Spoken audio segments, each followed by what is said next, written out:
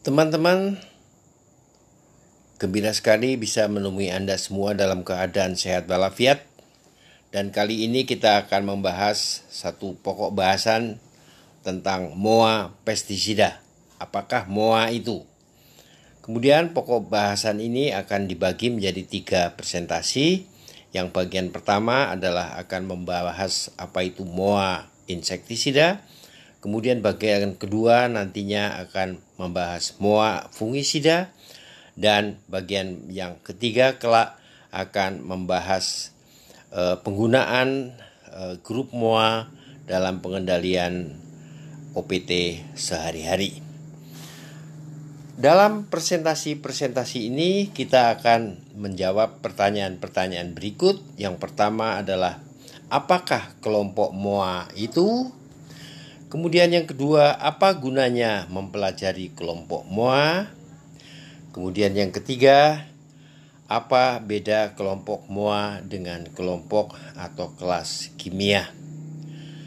Sebelum kita masuk dalam pembahasan mengenai MOA, kita akan membahas terlebih dulu secara singkat apakah kelompok kimia itu. Jadi kelompok kimia pestisida adalah penggolongan pestisida berdasarkan pada persamaan struktur kimianya. Seperti Anda lihat dalam 3 contoh berikut adalah kelompok kimia insektisida organofosfat, karbamat, dan neonikotinoid. Jadi semua bahan aktif insektisida yang termasuk ke dalam kelompok organofosfat sama-sama mempunyai gugus fosfat.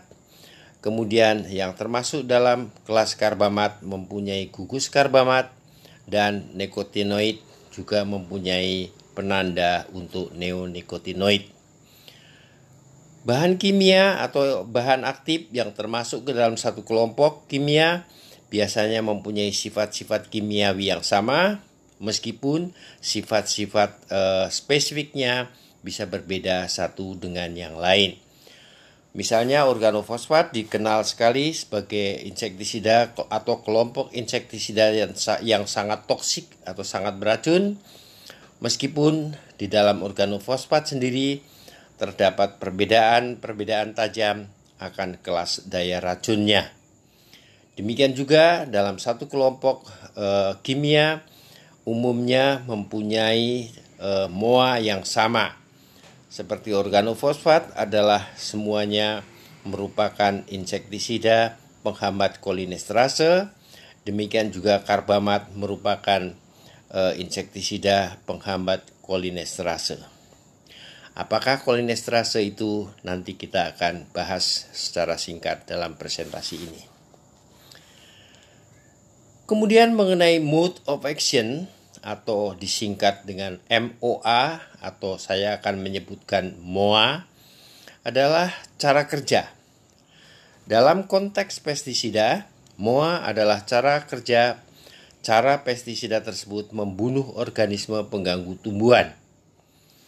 Kemudian penggolongan insektisida berdasarkan kepada mode of action-nya ini disusun oleh Insecticide Resistant Action Committee atau IRAC, sehingga nomor-nomor grup, angka-angka grup yang nanti akan digunakan untuk mengidentifikasi MOA disebut juga dengan grup MOA dari IRAC. Menurut MOA-nya, menurut mode of action-nya, insektisida itu dibagi menjadi 6 kelompok besar. Yang pertama adalah kelompok racun saraf dan otot. Yang kedua, kelompok racun pertumbuhan dan perkembangan atau yang sering disebut dengan kelompok IGR, Insect Growth Regulator. Kemudian yang ketiga adalah kelompok racun metabolisme. Yang keempat, kelompok racun pencernaan. Yang kelima, kelompok multisite inhibitor. Dan keenam, racun-racun yang belum diketahui cara kerjanya. Secara singkat kami akan menjelaskan salah satu daripada keenam mode of action ini. Kita akan menjelaskan mengenai kelompok racun saraf dan otot. Kemudian yang kedua kita akan menjelaskan mengenai kelompok racun pertumbuhan dan perkembangan. Kita lihat terlebih dahulu kelompok racun saraf dan otot. Kelompok racun saraf dan otot ini terdiri atas 6 grup, yaitu grup pertama adalah racun-racun penghambat kolinesterase, grup kedua pemblokir saluran klor pada gerbang GABA, grup 3 modulator saluran natrium, grup 4 modulator kompetitif pada reseptor nikotinik asetilkolin, grup 5 modulator alostrik pada reseptor asetilkolin, dan grup 14 adalah pemblokir reseptor saluran nikotinik asetilkolin. Mohon maaf, memang istilahnya demikian. Saya tidak bisa lebih menyederhanakan lagi, tetapi mungkin dengan contoh yang akan kami berikan, para pendengar akan bisa lebih paham mengenai apa yang dimaksud dengan hal itu. Saya akan memberikan contoh satu saja dari grup pertama adalah racun-racun penghambat kolinesterase, yang di dalamnya termasuk semua insektisida dari kelompok karbamat dan organofosfat. Seperti diketahui, dalam makhluk hidup yang termasuk ke dalam kelompok animalia, itu mereka mempunyai saraf. Saraf adalah penghubung antara otak dan tubuh. Ada 2 jenis saraf. Yang pertama adalah saraf sensorik yang fungsinya mengirimkan pesan dari tubuh atau dari otot ke otak. Kemudian yang kedua adalah saraf motorik yang mengirimkan pesan dari otak ke tubuh. Jadi misalnya Anda menginjak puntung rokok yang masih menyala, kemudian saraf akan mengirimkan pesan dari kaki yang menginjak tadi ke otak melewati saraf sensorik, sehingga otak akan sadar bahwa Anda telah menginjak puntung rokok. Kemudian otak akan mengirimkan pesan kepada tubuh, kepada kaki Anda melalui saraf motorik agar Anda mengangkat kaki Anda supaya tidak lebih lama terbakar oleh puntung rokok tadi. Demikianlah kurang lebih kerja saraf, yakni menghubungkan antara tubuh dengan otak. Ada 2 macam. Yang pertama adalah saraf sensorik, mengirimkan pesan dari tubuh ke otak. Kemudian saraf motorik, mengirimkan pesan dari otak ke tubuh. Inilah adalah gambar satu sel saraf. Kemudian ini adalah persambungan saraf yang rumit, tetapi kita akan lebih sederhanakan lagi dalam slide berikut. Jadi seperti diketahui bahwa saraf itu bukan merupakan satu benang saraf yang utuh, tetapi merupakan sambungan-sambungan dari sel saraf. Jadi ini adalah contoh sel saraf. Ada dendrit, ada badan sel, dan ada akson. Kemudian ini sel saraf yang kedua. Kemudian antara saraf yang satu dengan saraf yang lain itu ada celah sempit yang disebut dengan celah sinaptik. Dan persambungan itu disebut sinap. Jadi persambungan antara sel saraf disebut sinap, kemudian celahnya disebut celah sinaptik. Demikian pula pada ujung otot, di mana saraf menyentuh otot, akan ada celah sinaptik juga, dan di sana juga ada sinaps. Ini adalah foto mikrograf dari celah sinaptik. Ini dibesarkan, sinaptik maksud saya, dibesarkan ribuan kali. Kemudian dalam penggambaran sehari-hari, skemanya dibuatnya seperti ini. Jadi untuk diketahui bahwa pengiriman pesan baik dari otot ke otak atau dari otak ke otot itu pada benang akson dilakukan secara listrik dengan aliran listrik, tetapi pada persambungan atau di celah sinaptik itu pengiriman pesan diambil alih oleh suatu zat yang namanya neurotransmitter. Dan ada banyak neurotransmitter, tetapi yang paling terkenal di antara neurotransmitter tersebut adalah asetilkolin. Jadi asetilkolin ini neurotransmitter asetilkolin bertugas untuk menyeberangkan pesan dari sel saraf yang satu ke sel saraf berikutnya atau dari sel saraf ke otot.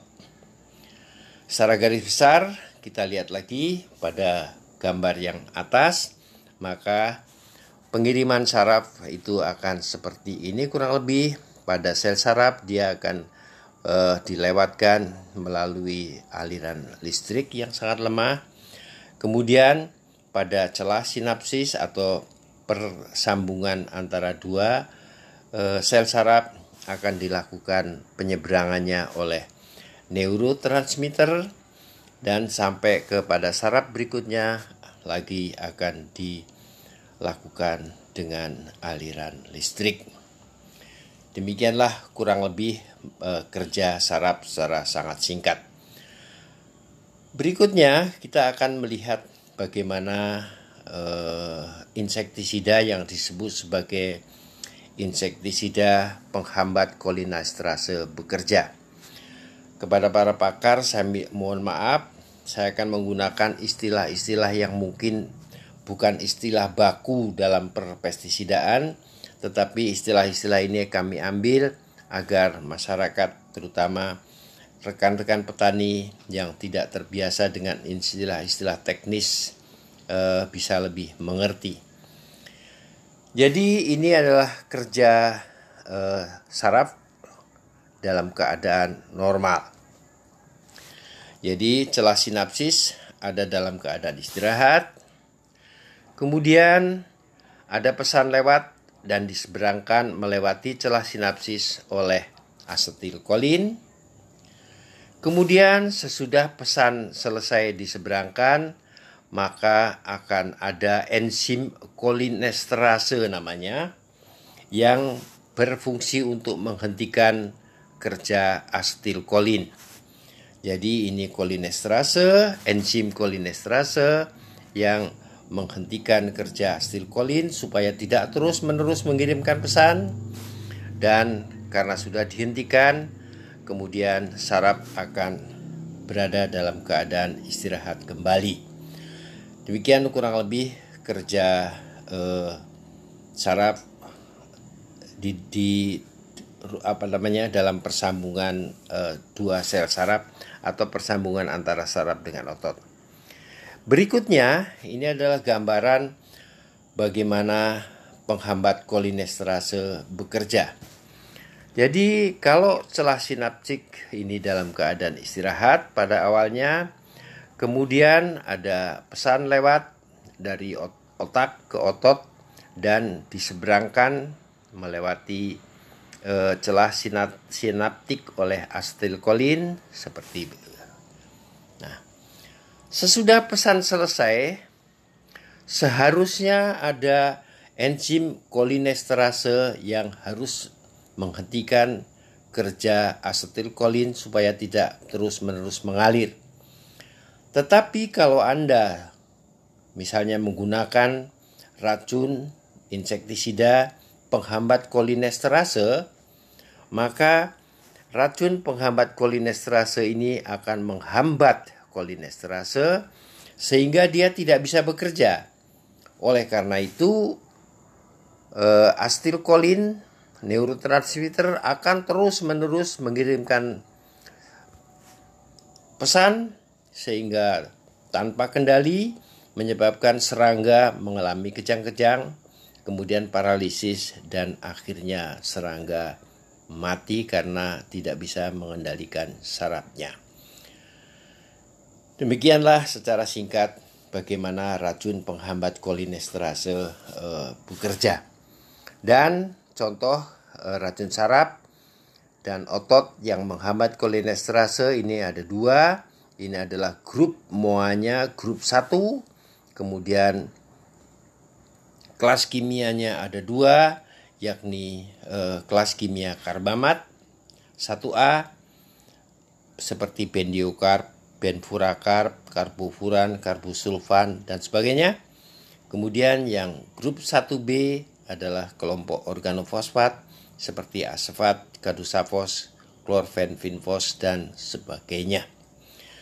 Demikianlah mengenai racun penghambat kolinesterase. Kemudian yang kedua, saya ingin menjelaskan sedikit mengenai racun-racun pertumbuhan atau IGR atau growth regulator. Insect growth regulator atau IGR.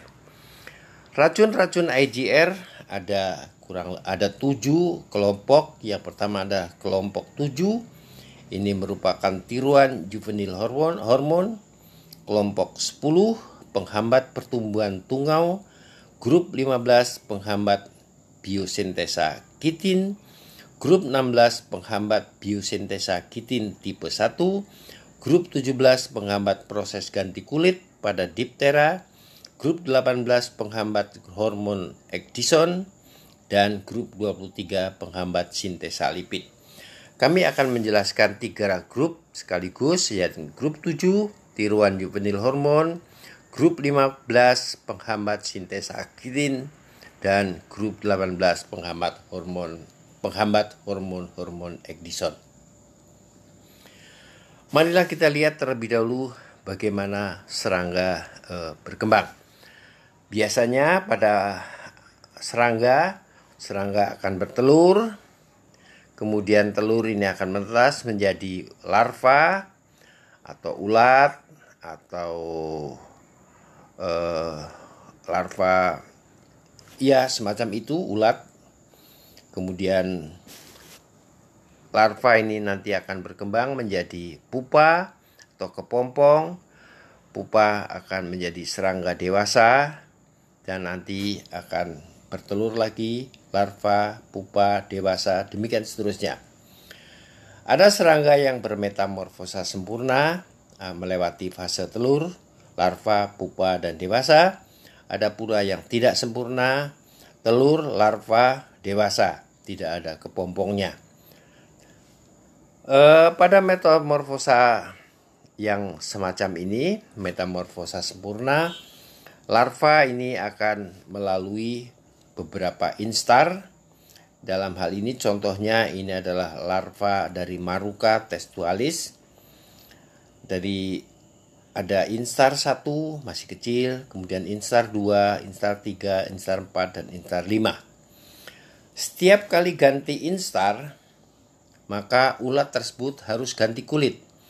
Karena seperti diketahui bahwa serangga ini kulitnya terdiri dari kitin dan tidak terlalu fleksibel, dia tidak bisa membesar begitu saja. Oleh karena itu, kalau larva hendak membesar, maka dia harus mengalami ganti kulit. Nanti akan berganti menggunakan kulit yang baru yang lebih besar. Demikianlah, dan penggantian kulit itu disebut molting. Ada 3 faktor yang berpengaruh dalam proses itu. Yang pertama adalah ada juvenil hormon namanya. Dan ini juvenil hormon dihasilkan selama serangga tersebut masih berbentuk larva, dan fungsinya menjaga agar larva tidak buru-buru menjadi kepompong. Jadi selama periode larva dihasilkan juvenil hormon menjaga agar larva tidak buru-buru menjadi kepompong. Kemudian ada lagi kelompok hormon ecdison, dan ini kalau larva hendak berganti kulit, maka diproduksilah hormon ecdison yang merangsang larva untuk berganti kulit. Jadi hormon ecdison ini adalah hormon yang mempengaruhi atau mengatur kapan larva harus berganti kulit. Kemudian yang ketiga ada zat kimia yang namanya kitin. Ini adalah zat kimia penyusun kulit serangga. Jadi kalau tidak ada kitin, maka serangga tidak bisa menyusun kulitnya dan serangga akan mati. Kita lihat bagaimana sekarang pertumbuhan serangga mulai dari telur, kemudian menetas menjadi ulat instar 1, kemudian sudah sampai masanya, maka hormon ecdison akan bekerja, kemudian disertai dengan produksi kitin, ganti kulit menjadi instar yang kedua, kemudian sudah instar kedua, kemudian ganti kulit lagi menjadi ulat instar 3 dan menjadi ulat instar 4 dan selanjutnya. Ada yang 5 instar, ada yang 4 instar, semacam itu tergantung pada masing-masing serangganya. Ingat, setiap ganti kulit maka akan berperan di sana hormon ecdison dan juga produksi kitin. Ecdison mengelupaskan kulit, kemudian kitin itu membuat kulit baru untuk menampung instar berikutnya. Dan ingat pula, selama periode ulat dihasilkan juvenil hormon. Dan kalau nanti sudah sampai saatnya, juvenil hormon akan tidak diproduksi lagi. Produksi juvenil hormon berhenti, maka larva akan berubah menjadi kepompong dan akhirnya menjadi serangga dewasa. Nah, disinilah para ahli pestisida itu ternyata sudah menemukan ada 3 kelompok MOA insektisida yang bekerja pada perkembangan serangga ini. Yang pertama adalah insektisida yang disebut sebagai tiruan juvenil hormon. Jadi tiruan juvenil hormon ini kalau disemprotkan pada ulat, maka ulat itu akan terus menjadi ulat dan tidak pernah menjadi kepompong. Nah, lama-lama ulat tersebut juga akan mati. Jadi tiruan juvenil hormon itu akan bekerja seperti juvenil hormon. Ulat-ulat yang disemprot dengan tiruan juvenil hormon akan tetap menjadi larva, tetap menjadi ulat, tidak pernah menjadi kepompong dan akhirnya akan mati. Yang kedua adalah insektisida yang bekerja mempengaruhi ecdison yang disebut sebagai ecdison disruptor atau pengacau ecdison. Jadi kerjanya insektisida kelompok ini adalah mengacaukan ecdison sehingga ulat tidak berganti kulit. Karena ulat tidak bisa berganti kulit, maka lama-lama ulat tersebut juga akan mati. Kemudian yang ketiga adalah insektisida yang bekerja untuk menghambat sintesa kitin. Jadi ulat yang disemprot dengan penghambat sintesa kitin, ulat tersebut tidak akan menghasilkan kitin, tidak akan bisa membuat kulit ulatnya, kulit serangga, maka ulat tersebut juga akhirnya akan mati. Demikianlah saudara-saudara, sekedar penjelasan singkat mengenai bagaimana insektisida tiruan juvenil hormon, ecdison disruptor, dan penghambat sintesa kitin bekerja. Dan ini adalah contoh dua kelompok. Yang pertama adalah kelompok 7 tiruan juvenil hormon. Kemudian yang kedua adalah kelompok 16, grup 16 penghambat sintesa kitin. Jadi yang kelompok 7 ini terdiri dari 3 kelas kimia. Ada analog juvenil hormon seperti hidropen, kinopren, metopren. Kemudian kelas kimia yang kedua adalah phenoxycarb dan yang ketiga piriproxifen. Sedangkan penghambat biosintesa kitin tipe 1, Anda yang bekerja di tanaman padi tentu tahu bahan kimia, bahan aktif yang namanya buprofesin. Ini adalah khusus penghambat biosintesa kitin untuk hama wereng. Demikianlah saudara, sekedar penjelasan singkat mengenai kelompok racun-racun pertumbuhan atau insect growth regulator. Di mana kita bisa melihat grup tersebut. Jadi tanpa harus belajar, tanpa harus mengerti bagaimana MOA dari insektisida atau fungisida bekerja, maka Anda bisa melihat pada kemasan pestisida itu dicantumkan di situ nomor grupnya. Di sana ada contoh grup 3 fungisida dan grup 1B insektisida. Jadi dengan melihat pada kemasannya, mungkin sekarang belum semua produsen pestisida mencantumkan kode kelompoknya, tetapi nantinya semuanya akan mencantumkan kode kelompok sehingga petani dengan mudah akan bisa mengidentifikasi, oh ini kelompok 1B, ini kelompok 1A, ini kelompok 26 dan sebagainya. Sekian dulu pertemuan kita pada waktu ini, dan kita akan bertemu kembali pada presentasi yang kedua yang akan membahas mengenai MOA dari fungisida. Terima kasih atas perhatian Anda. Sampai jumpa di lain kesempatan.